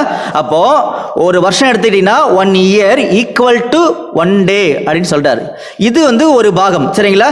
இதை நிரூபிக்கிறதுக்காக இன்னொரு வசனம் உள்ள கடந்து போகலாம் பாருங்க. என்னாகமம் 14ஆம் அதிகாரம் 34ஆம் வசனம். என்னாகமம் 14ஆம் அதிகாரம் 34ஆம் வசனம். நீங்கள் தேசத்தை சுற்றி பார்த்த 40 நாள் லக்கத்தின்படியே ஒவ்வொரு நாள் ஒவ்வொரு வருஷமாக நீங்கள் 40 வருஷம் உங்கள் அக்கிரமங்களை சுமந்து என் உடன்படிக்கைக்கு வந்த மாறுதலை உணர்வீர்கள். அன்புக்குரிய சகோதர சகோதரிகளே, இப்ப நாம் படிச்ச என்னாகமம் வசனம் என்ன சொல்லுதுன்னு சொல்லி பார்த்தீங்கன்னா, இஸ்ரேல் ஜனங்கள்ல அவங்க என்ன பண்ணாங்கன்னா, காதேஸ் பர்னேயான்றது அந்த வனாந்திரத்தினுடைய எல்லை, அதாவது கானான் தேசத்தினுடைய எல்லை. அங்கிருந்து அடுத்த ஸ்டெப் எங்க போகணும்னா கானான் தேசத்துக்கு உள்ள அவங்க போகணும். போகிறதுக்கு முன்னாடி நம்முடைய மோசே என்ன பண்ணாருன்னு சொல்லி கவனிச்சிங்கன்னா, ஒவ்வொரு கோத்திரத்திலிருந்தும் ஒவ்வொரு லீடர் என்ன பண்ணாருன்னா செலக்ட் பண்ணி வச்சுட்டு, நீங்க என்ன பண்ணுங்க, இப்போ கானான் தேசத்துக்கு உள்ள போய் வேவு பார்த்துட்டு வாங்க, ஸ்பை ஒர்க் பண்ணிட்டு வாங்கன்னு சொன்னார். எல்லாருக்கும் நல்லா தெரிஞ்ச விஷயங்கள் தான். போனாங்க. எவ்வளவு நாள் உள்ள வேலை பண்ணாங்கன்னு சொல்லி பார்த்தீங்கன்னா 40 நாள் உள்ள என்ன பண்ணாங்கன்னா அங்கே ஸ்பை ஒர்க் பண்ணிட்டு இருந்தாங்கன்னு சொல்லி காமிக்கிறாங்க. அந்த ஸ்பை ஒர்க் பண்ணி வந்த உடனே என்ன பண்ணாங்கன்னா, வந்த உடனே அதில் 10 பேர் 10 கோத்திரத்தோட லீடர்ஸ் என்ன பண்ணாங்கன்னா துர்ச்செய்தியை பகிர்ந்து கொண்டார்கள். 2 பேர் மாத்திரம் நல்ல ஒரு செய்தியை என்ன பண்ணாங்கன்னா சொன்னாங்க. இப்போ ஆண்டவருடைய ஜட்ஜ்மெண்ட், நியாய தீர்ப்பு இந்த இடத்துல எப்படி கொண்டு போறான்னு சொல்லி பார்த்தீங்கன்னா நல்லா புரிஞ்சுக்கோங்க. இஸ்ரேல் ஜனங்கள் வனாந்திரத்தில் 40 வருஷம் ஏன் சுத்துனாங்க அப்படின்னா அந்த காரியங்களை தான் இங்க படிக்கிறோம். அவங்க கானான் தேசத்துக்கு உள்ள போய் வே பார்த்துட்டு 40 நாள் உள்ள சுத்திட்டு இருந்தாங்க இல்லையா, துர்ச்செய்தி சொன்னாங்க. அதனால நீங்க சுத்தின 40 நாளையும் 40 வருஷத்துக்கு கணக்கு எடுத்துக்கோங்கன்றார். அப்போ ஒரு நாள் ஈக்குவல் டு 1 இயர்ன்றார். மறுபடியும் படிங்க. என்னாகமம் 14ஆம் அதிகாரம் 34ஆம் வசனம். நீங்கள் தேசத்தை சுற்றி பார்த்த 40 நாள் லக்கத்தின்படியே ஒவ்வொரு நாள் ஒவ்வொரு வருஷமாக நீங்கள் 40 வருஷம் உங்கள் அக்கிரமங்களை சுமந்து என் உடன்படிக்கைக்கு வந்த மாறுதலை உணர்வீர்கள். பாத்தீங்களா? எசேக்கியேல் 4:6 என்ன படிச்சேன்னா ஒரு வருஷம் ஈக்குவல் டு 1 இயர்னு படிச்சோம். என்ன படிக்கிறோம்னா அதே தான் பொருள். இங்க என்ன பார்த்தோன்னா ஒரு நாள் ஈக்குவல் டு 1 இயர் அப்படின்னு சொன்னார். அவ்வளவுதாங்க கான்செப்ட். பண்புக்குரிய சகோதரர்களே, 2 முக்கியமான ஒரு பாயிண்ட் நம்ம கையில் வந்திருக்குது. என்னன்னு சொல்லி பார்த்தீங்கன்னா, நம்முடைய ஆண்டவருடைய பார்வையில் ஒரு நாள்ன்றது 1000 வருஷம் அப்படின்னு சொல்லி படித்தோம். 2 பேதுரு 3:8 படித்தோம். சரிங்களா? அதே மாதிரி தீர்க்க தரிசனத்தின் அடிப்படையில் ஒரு நாள்ன்றது ஒரு வருஷம் அப்படின்னு சொல்லி நம்ம பார்த்தோம். இது வரைக்கும் புரிஞ்சிச்சுன்னு நினைக்கிறேன் நம்மளுக்கு. சரிங்களா? அடுத்த பாயிண்ட் அப்படின்னா, ஒரு நாள்ன்றது ஒரு வருஷம்னா ஒரு வருஷத்துக்குள்ள எத்தனை நாள் இருக்கு நமக்கு தெரியணும்ல. ஒரு வருஷத்துக்குள்ள எத்தனை நாள் இருக்கு நமக்கு தெரியணும்ல, அதையும் நம்ம கண்டுபிடிக்கலாம் இல்லையா? அப்படின்னா ஒரு வருஷத்துக்கு எத்தனை மாசம் அது நமக்கு தெரியும் இல்லையா? அநேகர் ஒரு வருஷத்துக்கு 12 மாசம்ன்றத எல்லாருக்குமே தெரிஞ்ச விஷயங்கள் தான். ஆனால் அதை எப்படி தெரிஞ்சு வச்சிருக்கிறாங்கன்னு சொல்லி நமக்கு தெரியும். சரித்திரங்களை பார்த்து, கேலண்டரை பார்த்து, படிப்புகளை பார்த்து, அறிவுகளை பார்த்து தெரிஞ்சு வச்சிருக்கிறாங்க. ஆனால் ஒரு வருஷத்துக்கு 12 மாதம் தான் சொல்லி நம்முடைய ஆண்டவர் சொன்னான்றதை ஏற்கனவே போன வகுப்புல பார்த்தோம் இல்லையா? பாருங்க, 1 ராஜாக்கள் 4ஆம் அதிகாரம் 7ஆம் வசனம். 1 ராஜாக்கள் 4ஆம் அதிகாரம் 7ஆம் வசனம். ராஜாவுக்கும் அவன் அரண்மனைக்கும் வேண்டிய உணவுப் பொருட்களை சேகரிக்கிற 12 மணியக்காரர் சாலமோனுக்கு இஸ்ரவேல் தேசமெங்கும் வைக்கப்பட்டிருந்தார்கள். அவர்கள் மாதத்துக்கு ஒவ்வொருவராக வருஷம் முழுவதும் பராமரித்து வந்தார்கள். அன்புக்குரிய சகோதர சகோதரிகளே, நம்ம இந்த வசனத்தை படித்தோம், தெளிவாக புரிஞ்சுக்கிட்டோம். என்ன புரிஞ்சுக்கிட்டோம்னா, வருஷத்துக்கு 12 மாதம் தான்றத வசனத்தை படித்து புரிஞ்சுக்கிட்டோம். சரிங்களா? ஓகே, அடுத்த பாயிண்ட் உள்ள போகலாம். இப்போ என்ன பார்த்துட்டோன்னா, ஒரு வருஷத்துக்கு 12 மாதம் கண்டுபிடிச்சாச்சு. தீர்க்கதரிசன அடிப்படையில் ஒரு வருஷன்றது ஒரு நாள்ன்றது ஒரு வருஷம் பார்த்தாச்சு. ஆண்டவருடைய பார்வையில் ஒரு நாள்ன்றது 1000 வருஷம் பார்த்தாச்சு. இப்போ அடுத்தது என்ன பார்க்க போறோம்னு சொல்லி பார்த்தீங்கன்னா, ஒரு மாசத்துக்கு எவ்வளோ நாள்? ரொம்ப முக்கியமான ஒரு பாயிண்ட், நல்லா கவனிங்க எல்லாருமே. ஒரு மாசத்துக்கு எத்தனை நாள்? நமக்கு தெரிஞ்ச வகையில் அது 30 இருக்கலாம், 31 இருக்கலாம், அல்லது 28 இருக்கலாம். சரிங்களா? அப்போ 28, 29, 30, 31 இந்த 4ல் ஏதாவது ஒன்று வரும். 28, 29, 30, 31 வரும் இல்லையா? இப்போ நாம பார்த்துட்டு இருக்கிறது, இப்போ நான் கையில் இப்படி காமிச்சேன் இல்லையா, இது வந்து உலகம் கொடுத்தது. ஆனால் நம்முடைய ஆண்டவருடைய திட்டங்களை கண்டுபிடிக்கணும்னா ஆண்டவர் சொல்லணும், ஒரு வருஷத்துக்கு 12 மாதம் சொல்லிட்டார். அதே மாதிரி ஒரு மாசத்துக்கு எவ்வளோ நாள்ன்றதை நம்முடைய ஆண்டவர் சொல்லணும் இல்லையா, சொல்லியிருக்கார். அதை இப்போ நம்ம கண்டுபிடிக்கலாம். அன்புக்குரிய சகோதர சகோதரிகளே, இதை பார்த்து கொண்டிருக்கக்கூடிய அனைத்து சகோதர சகோதரிகளுக்கு ஒரு தாழ்மையான வேண்டுகோள். இந்த மாதிரி உண்மைகளை எந்த அளவுக்கு துல்லியமாக உள்ள வச்சிருக்கான்றதை கொஞ்சம் நின்றாதீங்க, நீங்கள் எதுவுமே பண்ண வேண்டாம். சரிங்களா? இப்போ நம்ம கண்டுபிடிக்கலாம், ஒரு மாசத்துக்கு எவ்வளோ நாள் கண்டுபிடிக்கலாம். பாருங்க, ஆதியாகமம் இடத்துல பார்த்தீங்கன்னா நிறைய நிகழ்வுகள் நமக்கு தெரியும் இல்லையா? அது விசேஷமான நிகழ்வுகள் சொல்லி பார்த்தீங்கன்னா, நோவாவுடைய காலத்தில் அந்த வெள்ளம் வந்து அழித்த ஒரு சம்பவம் அநேகருக்கு தெரிஞ்ச ஒரு விஷயம் தான் சொல்லி பார்க்குறேன் இல்லையா? அப்படி பண்ணும்போது இந்த வெள்ளம் எப்போ வர ஆரம்பிச்சது படிக்கலாம். பாருங்க, ஆதியாகமம் 7ஆம் அதிகாரம் 11ஆம் வசனம். ஆதியாகமம் 7ஆம் அதிகாரம் 11ஆம் வசனம். நோவாவுக்கு 600ஆம் வயதாகும் வருஷம் 2ஆம் மாதம் 17ஆம் தேதியாகிய அந்நாளிலே மகா ஆழத்தின் ஊற்று கண்கள் எல்லாம் பிளந்தன, வானத்தின் மதகுகளும் திறவுண்டன. அன்புக்குரிய சகோதர சகோதரிகளே நல்லா கவனிங்க. தண்ணி வர ஆரம்பிச்சது 2ஆவது மாதம் 17ஆம் தேதி. 40 நாள் மழை பெஞ்சிச்சு. சரிங்களா? தண்ணி எவ்வளோ நாள் டாமினேட் பண்ணுச்சு, பூமி மேலே இருந்துச்சு அப்படின்னு சொல்லி பார்த்தீங்கன்னா பாருங்க, 7ஆம் அதிகாரம் 24ஆம் வசனம் படிக்கலாம். ஆதியாகமம் 7ஆம் அதிகாரம் 24ஆம் வசனம். ஜலம் பூமியின் மேல் 150 நாள் மிகவும் பிரவாகித்துக் கொண்டிருந்தது. பாத்தீங்களா? தண்ணி பூமி மேல எவ்வளோ நாள் டாமினேட் பண்ணுச்சு, இருந்துச்சுன்னு சொல்லி பார்த்தீங்கன்னா, தண்ணி குறையல, இருந்துச்சுன்னு சொல்லி பார்த்தீங்கன்னா 150 நாள் தண்ணி இருந்துச்சான். நல்லா ஞாபகம் வச்சுக்கோங்க. தண்ணி வர ஆரம்பிச்சது 2ஆவது மாதம் 17ஆம் தேதி. தண்ணி எவ்வளோ நாள் இருந்துச்சுன்னா அப்படின்னா 150 நாள் தண்ணி இருந்துச்சான், குறையவே இல்லை, அப்படியே இருந்துச்சு. 150 நாளுக்கு அப்புறமா தண்ணி குறைய ஆரம்பிக்கணும், இதுதான் கான்செப்ட். அப்படி தான் எழுதப்பட்டிருக்கு பைபிளில். சரிங்களா? இப்போ என்ன பண்ணலாம்னா, தண்ணி எப்போ குறைய ஆரம்பிக்குதுன்னு படிக்கலாம் பாருங்க. ஆதியாகமம் 8ஆம் அதிகாரம் 4ஆம் வசனம் படிக்கலாம். ஆதியாகமம் 8ஆம் அதிகாரம் 3ஆம் வசனம் படிக்கலாம். 3ஆம் வசனம் முதல். ஜலம் பூமியிலிருந்து நாளுக்கு நாள் வற்றி கொண்டே வந்தது. 150 நாளுக்கு பின்பு ஜலம் வடிந்தது. 7ஆம் மாதம் 17ஆம் தேதியிலே பேழை அரராத் என்னும் மலையின் மேல் தங்கிற்று. அன்புக்குரிய சகோதர சகோதரிகளே, இப்ப என்ன பார்த்தோம்னா வசனத்துல தண்ணி வந்து 150 நாள் இருந்துச்சு. எவ்வளவு நாள்? 150 நாள் தண்ணி இருந்துச்சு. 7ஆம் மாதம் 17ஆம் தேதியிலிருந்து தண்ணி கொஞ்சம் கொஞ்சமாக வடி ஆரம்பிக்குது. அப்போதான் அந்த பேழை வந்து தங்க ஆரம்பிக்குன்னு சொல்லி காமிக்கிற அரராத் மலையில். நல்லா கவனிங்க. ரொம்ப முக்கியமான ஒரு பாயிண்ட். தண்ணி வர ஆரம்பிச்சது 2ஆவது மாதம் 17. தண்ணி குறைய ஆரம்பிச்சது 7ஆவது மாதம் 17ஆம் தேதி. சரிங்களா? அப்போ 2:17, 7:17. ஆனால் ஆதியாகமம் 7ஆம் அதிகாரம் 24ஆம் வசனத்தை என்ன படிச்சோம்னா, தண்ணி பூமி மேல 150 நாள் இருந்துச்சுன்னு சொல்லி நம்ம படிக்கிறோம். சரிங்களா? அப்போ நல்லா கவனிங்க, இந்த பாயிண்ட் தான் நீங்க கரெக்டா நீங்க புரிஞ்சுக்கணும். 2:17 தண்ணி வருது, 7:17 தண்ணி குறைய ஆரம்பிக்குது. அப்ப எவ்வளவு நாள் தண்ணி இருந்துச்சு பூமி மேல? 150 நாள். சரிங்களா? அப்ப 2:17க்கும் 7:17க்கும் இடைப்பட்ட காலம் எவ்வளவு? 5 மாதங்கள். இதுதான் ரொம்ப ஆச்சரியமான ஒரு காரியம். 5 மாதங்கள். அப்ப 5 மாதங்கள் அப்படின்னா இந்த 5 மாசம் தான் தண்ணி பூமி மேல டாமினேட் பண்ணிட்டு இருந்துச்சுன்னு சொல்லி காமிக்கிறார். ஆனா அதை நாட்கள்ல கன்வெர்ட் பண்ணும்போது நம்முடைய ஆண்டவர் எப்படி எழுதியிருந்தான்னு சொல்லி பார்த்தீங்கன்னா 150 நாள் சொல்லி எழுதியிருந்தார். அப்போ நீங்களே இப்ப கால்குலேட் பண்ணி சொல்லுங்க, ஒரு மாசத்துக்கு எவ்வளவு நாள்? அப்ப 150 5ஆல் டிவைட் பண்ணீங்கன்னா உங்களுக்கு சில பதில்கள் கிடைக்கும். அப்போ ஒரு மாசத்துக்கு பார்த்தீங்கன்னா 30 நாள். ஒரு மாசத்துக்கு 30 நாள் அப்படி சொல்லக்கூடிய ஒரு கணக்கு என்ன பண்ணிருக்காருன்னா நம்முடைய ஆண்டவர் இங்கே கொடுத்து வச்சிருக்கிறார். இது வந்து பிபிடியில் கிளியராக போட்டிருப்பாங்க, நீங்கள் படித்து பார்த்து நம்பிக்கையை பெற்றுக்கொள்ளுங்கன்னு சொல்லி பார்க்குறோம். சரிங்களா? மறுபடியும் உங்களுக்காக ரிப்பீட் பண்ணுறேன். தண்ணி வர ஆரம்பித்தது 2வது மாதம் 17ஆம் தேதி, தண்ணி குறைய ஆரம்பித்தது 7வது மாதம் 17ஆம் தேதி. இடைப்பட்ட காலப்பகுதி 5 மாதங்கள்.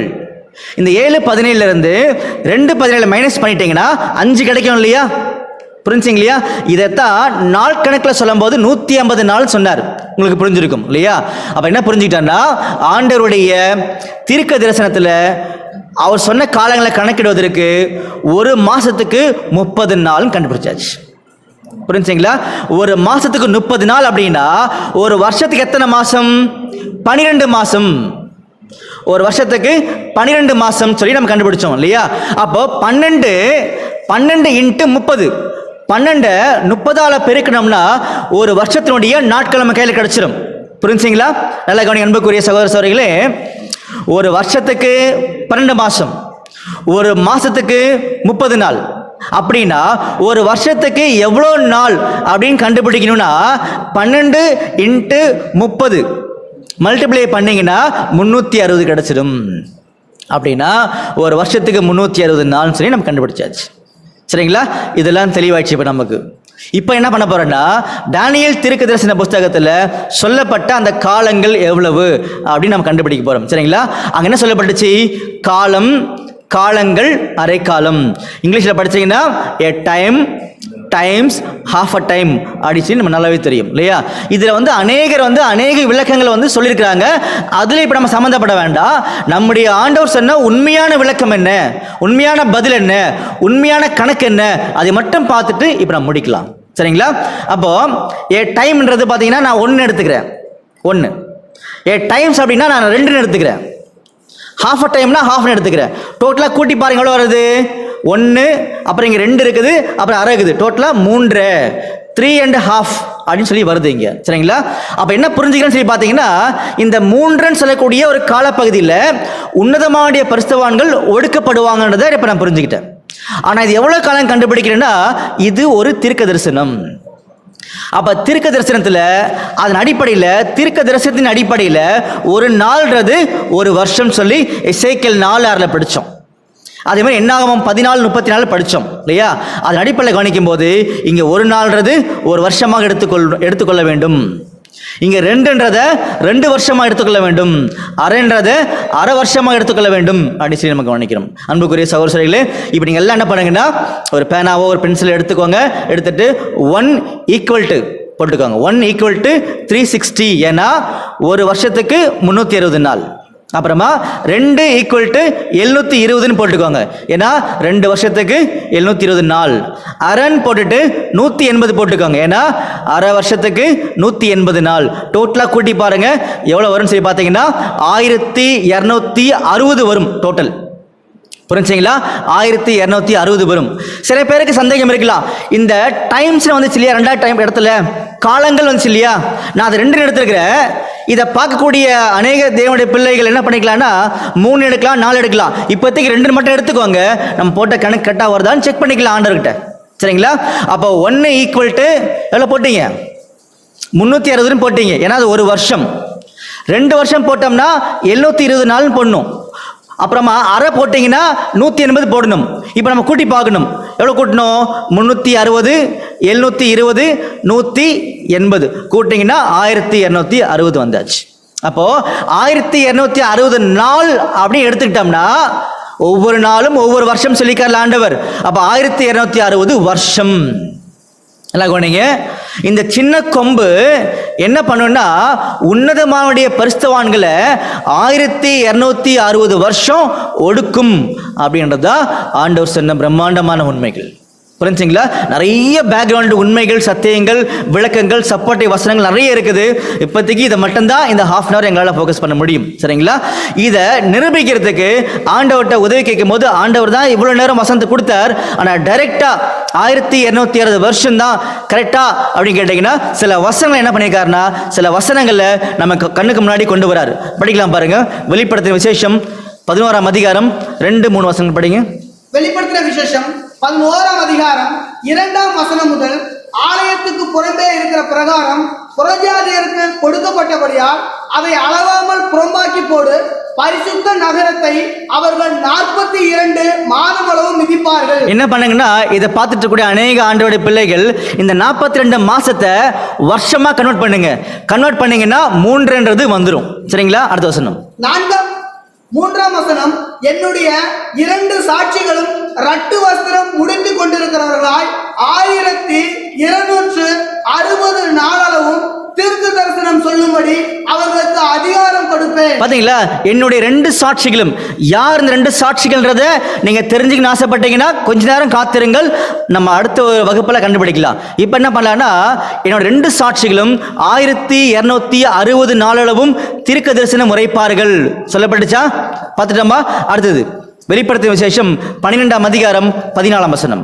வெளிப்படுத்தின விசேஷம் 12ஆம் அதிகாரம் 14ஆம் வசனம், ஸ்திரீயானவள் அந்த பாம்பின் முகத்திற்கு விலகி ஒரு காலமும் காலங்களும் அரைக்காலமுமாக போஷிக்கப்படத்தக்கதாய் வனாந்திரத்தில் உள்ள தன் இடத்திற்கு பறந்து போகும்படி பெருங்கழுகின் 2 சிறகுகள் அவளுக்கு கொடுக்கப்பட்டது. அன்புக்குரிய சகோதர சகோதரிகளே, நம்ம டேனியல் தீர்க்க தரிசன புஸ்தகம் 7ஆம் அதிகாரம் 25ஆம் வசனத்தை படிச்ச மாதிரி காலங்கள் அரைக்காலம் இங்க தெளிவா சொல்லியிருக்கார்.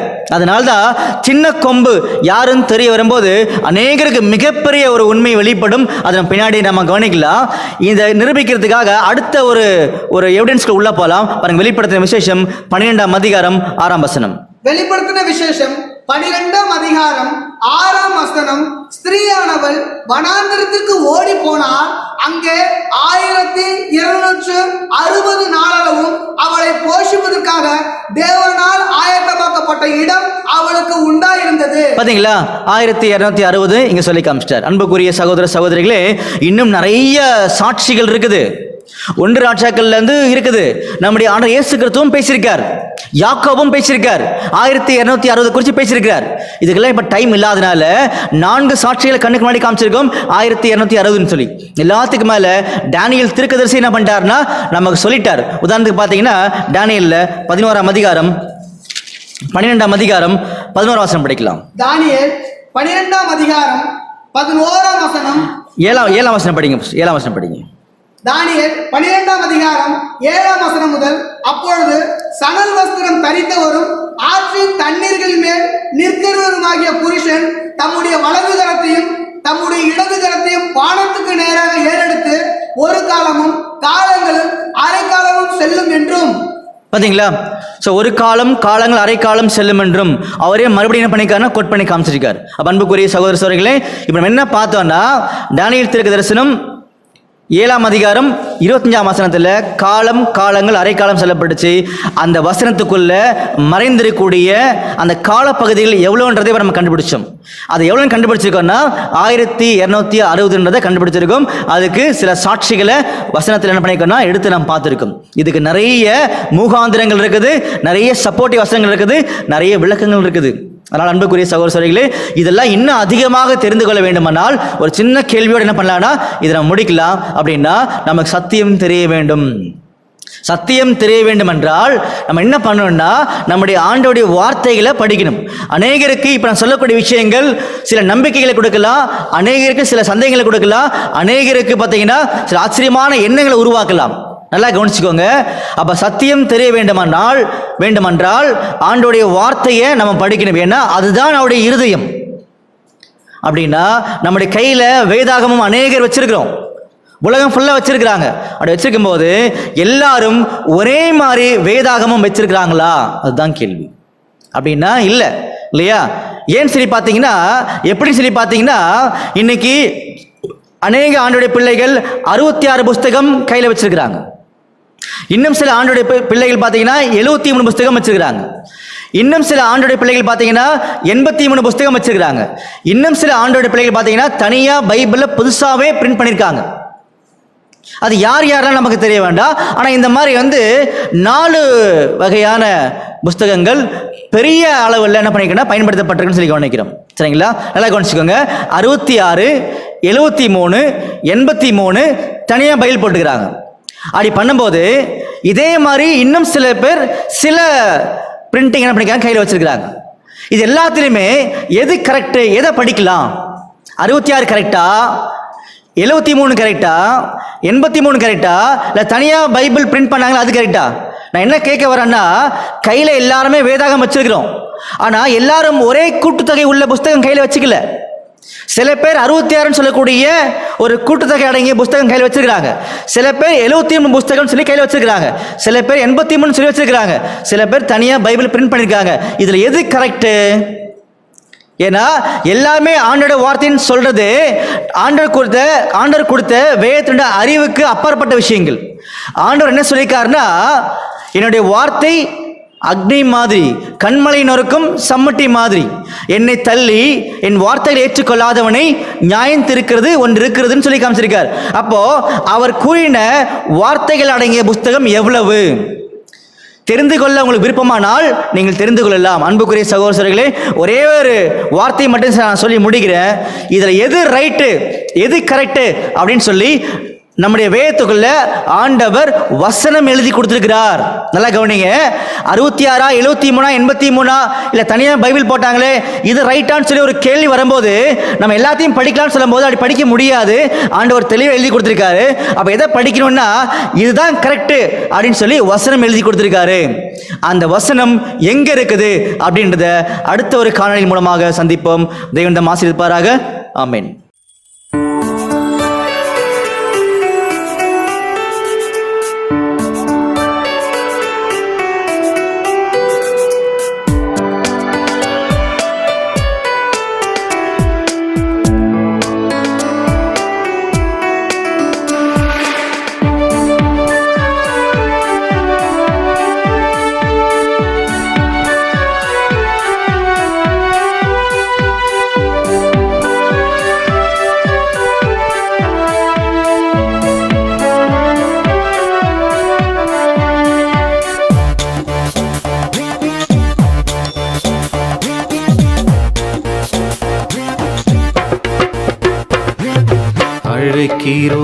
அழைக்கிறோம் வாருங்கள் சத்தியம் என்னவென்றறிய.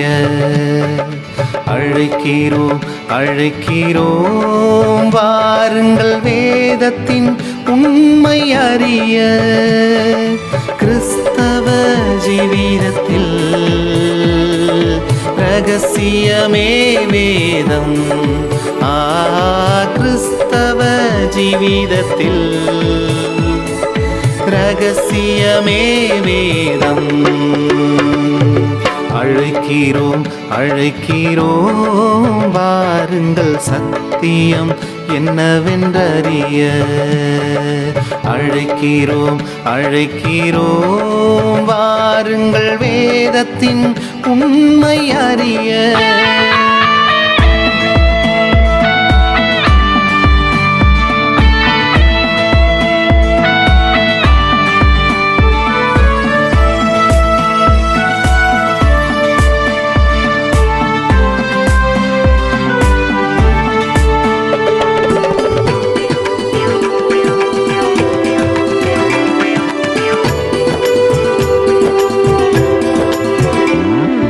மண்ணாலே உருவான மனிதன் மண்ணுக்கே திரும்பும் திட்டம் என்ன?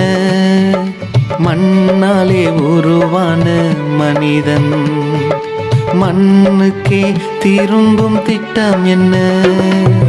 பூமியை ஆள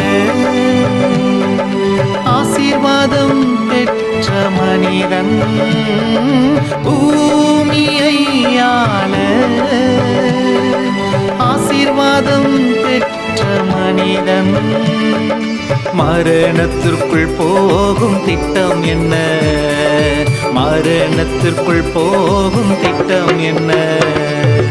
அழைக்கிறோம் அழைக்கிறோம் வாருங்கள் சத்தியம் என்னவென்றறிய.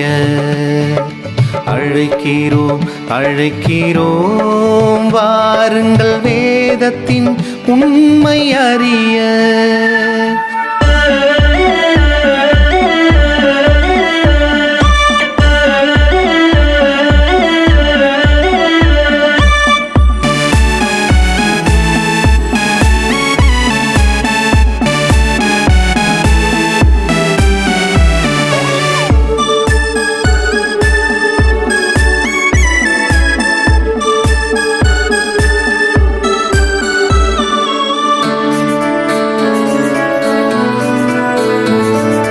கைகளில் வேதம் ஒன்றல்லோ, பின்மார்க்க வேதங்களின் திட்டம் என்ன?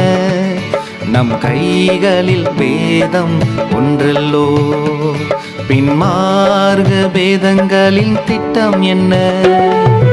இரவிலும் பகலிலும் தியானித்தும் தாவீதும் பரலோகம் போகாததே.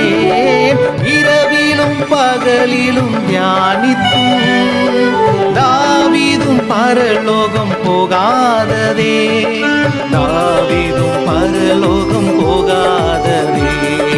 தாவீதும் பரலோகம் போகாததே.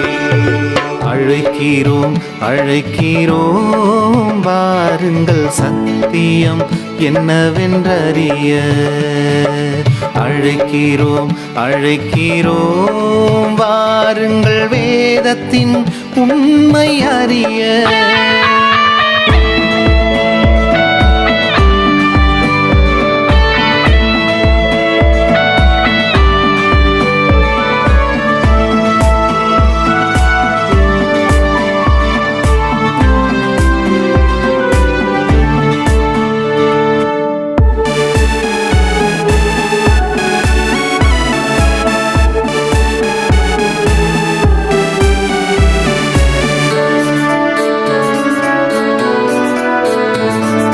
மீட்பரின் திட்டம் ஒன்றுண்டு, மீட்கும் பொருளை உலகிற்கு கொடுத்திட. மீட்பரின் திட்டம் ஒன்றுண்டு, மீட்கும் பொருளை உலகுக்கு கொடுத்திட. பல வகை மரணங்கள் இருந்தும் சிலுவையில் மரித்திட காரணமே. பல வகை மரணங்கள் இருந்தும் அவர் சிலுவையில் மரித்திட காரணமே. இவைகளின் ஆழங்கள் அறிந்து கொள்ள, இவைகளின் ஆழங்கள் அறிந்து கொள்ள. அழைக்கிறோம் அழைக்கிறோம் வாருங்கள் சத்தியம் என்னவென்றறிய. அழைக்கிறோம் அழைக்கிறோம் வாருங்கள் வேதத்தின் உண்மை அறிய. கிறிஸ்தவ ஜீவிதத்தில் ரகசியமே வேதம். கிறிஸ்தவ ஜீவிதத்தில் ரகசியமே வேதம். அழைக்கிறோம் அழைக்கிறோம் வாருங்கள் சத்தியம் என்னவென்றறிய. அழைக்கிறோம் அழைக்கிறோம் வாருங்கள் வேதத்தின் உண்மை அறிய.